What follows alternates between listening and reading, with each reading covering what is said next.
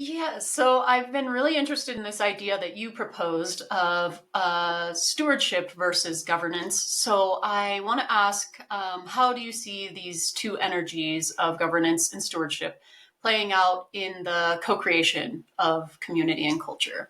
Potent energies indeed. I know we've spoken to stewardship and the shift away from the dictatorial energies of governance, which is to say that there's a leader who says how things ought to be and sets the structure forward for a group. And this can be quite a meaningful way to operate, particularly in facilitation or when there's a direct goal, if it's a hiking guide or something like this. But in the broader sense of relation, which expands out into community and therefore is the carrier of culture, stewardship for me relates a little bit differently because stewardship is no longer about being the one to lead, but it is rather about embodying all of our responsibilities in such a way that we demonstrate, we lead by example rather than by dictate.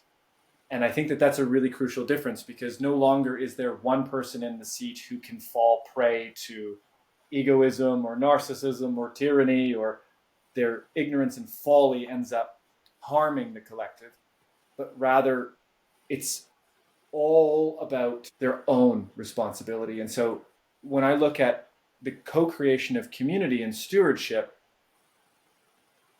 there's a beautiful blending that takes place where when I'm looking at stewardship, I'm looking at how do I steward my responsibilities, and I'm also including the health of the community as a part of what I'm stewarding.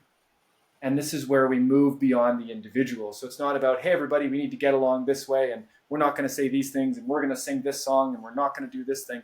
But it's more about when I'm moving through the world, how can I conduct myself through these four elements, through my emotions, my mind, my body, and my spirit, in such a way that I am leading myself and as a consequence, allowing the path to be more accessible for all others.